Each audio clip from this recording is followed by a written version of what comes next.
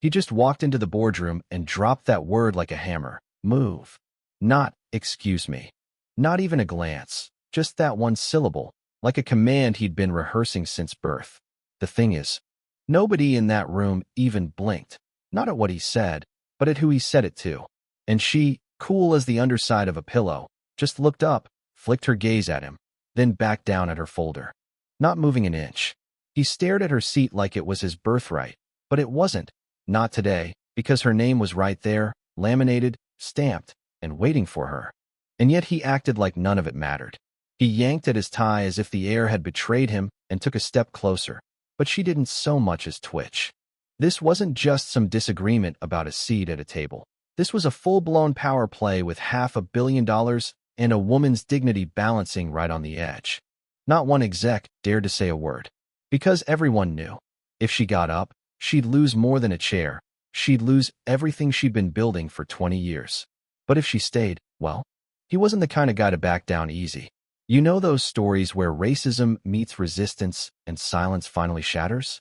This was one of those. Someone tried for coffee, but their hand shook so bad the cup almost slipped. Another exec pushed a notepad aside, pretending this wasn't happening, but it was, in all its uncomfortable glory. Then she looked up and asked him just one question. Soft, calm, but under that, there was a warning, a threat, and the sort of power that breaks things without raising its voice. Everything froze. Phones buzzed, two men stood, a chair screeched backward, someone in the hallway whispered about legal. 5 minutes later, the merger was dead, the deal was off, and someone's career was over. But that wasn't the story. The real story, what she whispered right before she stood up. See, before Amara Williams ever took that seat, the decision was already made. She didn't belong. Not because she wasn't smart, not because she hadn't earned it, but because her skin didn't match the statues in the company's marble lobby. Amara wasn't just a guest at the table, she built her own. Grew up on the east side of Detroit, where classrooms were half empty, heaters busted, and textbooks held together with rubber bands. She never complained, she competed, always top of her class. Even when her mom worked 2 jobs just to keep the lights on. She taught herself to code at 14 on a borrowed laptop. Had to wait until the neighbors' kids were done with it. By 17, Amara was hacking her way into national coding competitions, beating kids from Ivy League schools who never noticed her unless they lost. Graduated from Spelman, went on to Harvard for an MBA. But even there, folks called her articulate more often than brilliant. She spoke Mandarin in boardrooms full of white executives and let the silence stew, never corrected their surprise. Just let it marinate. By 32, she launched a company, AI-driven analytics for climate-resilient infrastructure. VCs lined up, tech blogs fawned over her. But every headline came with a disclaimer. Black female CEO breaks barriers. Like her success needed a footnote. 10 years in, her company's worth crossed $2 billion, but she kept her style muted. No loud suits or flashy heels, because in those rooms, one wrong move was all they needed to call her too much. When she walked into that boardroom, she was ready, financials memorized, pitch rehearsed, but nothing could prepare her for what Richard Blackstone would say when he saw her in that seat. Richard didn't build his empire. He inherited it. His grandfather started the company, his father expanded it, and Richard just slid into the captain's chair, always the loudest voice in the room, never the sharpest. When he couldn't win, he bought silence, pushed out voices that didn't match his. Diversity, for Richard, was the pattern on his ties. When someone like Amara showed up, it wasn't just business. It was personal. Her very existence was an affront. He'd seen her name on the memo, sure. But seeing her in the key principal's seat set something off in him, like her presence was a direct attack on the natural order. He didn't care who she was. He saw skin and made his judgment.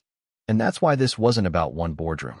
It was about every boardroom where Black women show up and have to prove, again and again, that they deserve to be there. So Richard does what he always does, tries to intimidate. Move, he says, with that voice that never gets questioned. But this time, Amara isn't some intern. She isn't desperate to keep her job. She's someone who's tired of being silent, and her refusal to budge, just that, was enough to set him off. He steps closer, the room holding its breath. You're in the wrong seat, he repeats, slower. patronizing, like she doesn't understand English.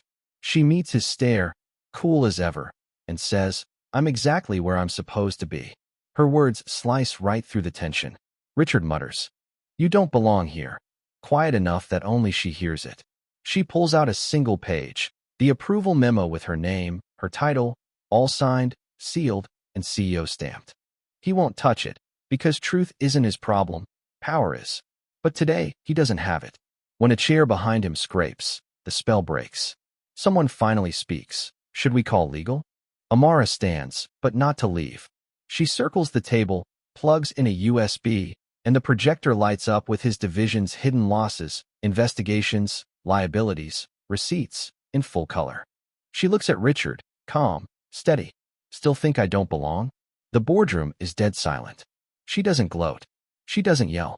"I didn't come here to expose anyone," she says. "But I won't be disrespected while saving this company from itself." No one moves. Richard, usually so quick with a comeback, is silent, staring at the floor. Amara leans in. Voice just for the front row. "You called me out of place, but I know who's really holding this company back." Then, louder, to everyone. "And yet, when he told me to move, not one of you said a word." A partner finally stammers. "Dr. Williams, perhaps we can schedule a follow-up?" "No," she says, packs her things, and walks out, head high, dignity intact. The door clicks shut behind her, and the meeting is over, just like that. Panic sets in. No one wants to touch the agenda.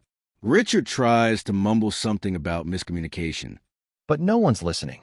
The room has changed forever, and everyone knows it. By the end of the day, Amara's numbers are all over the senior partners' inboxes, and the truth is finally inescapable. The company puts Richard on leave, issues a sterile statement. No mention of Amara, no apology, just damage control. But it's too late. Someone in that room recorded the audio, Richard's voice demanding she move, the tense pause, her calm reply. It leaks, and the internet explodes. Within hours, the clip goes viral. People recognize themselves in her silence, her calm, her refusal. Comments pour in from Black women everywhere. "Thank you for not moving." The story spreads, news, podcasts. The chair stays empty for months, not because no one wants it, but because everyone now understands what it costs to take it without earning it. Amara never wanted to be a symbol. She wanted to build things. And she did, for all the women told to wait their turn. The world will remember Richard for how he lost the room. But they'll remember Amara for how she stayed in her seat, for how she shifted the power, not with noise, but with unshakable calm. So if you've ever been asked to move, or told to wait your turn, remember, you don't need permission to take your seat, just the courage not to give it up. Now it's your turn. Have you ever seen something like this? Drop your story and your country in the comments below, because this is Echoes of Hope, and we're just getting started.